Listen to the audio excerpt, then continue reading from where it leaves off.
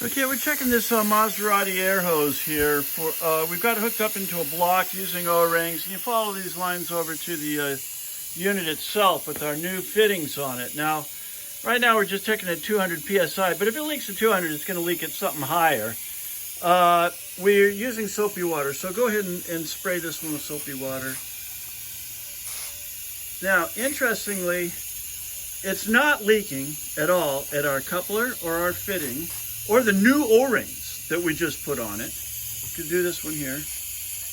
No leak at all there. To show you what a leak looks like, I've got a little leak right here on our fitting for air, and you can see that is a typical leak. Now, it's not critical in this case because this is just a test setup.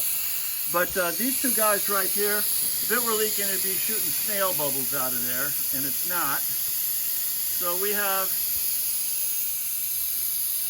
now there's just a couple of bubbles from the spray gun itself here, but basically they're not growing, which means that they're not being fed with air. But we did find a leak. Let's find the leak here. Look at that.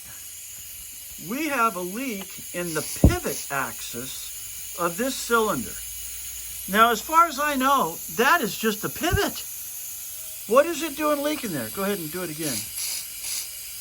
So it looks like the leak is actually here. What about the very end of this thing?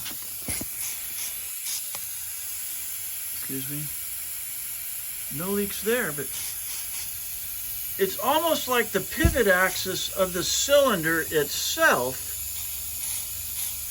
Here, let's get it to bubble again. There we go. The pivot axis of the cylinder, whatever's going on in there, that's totally unexpected. I'm going to get into that and I'll get right back to you. Thank you.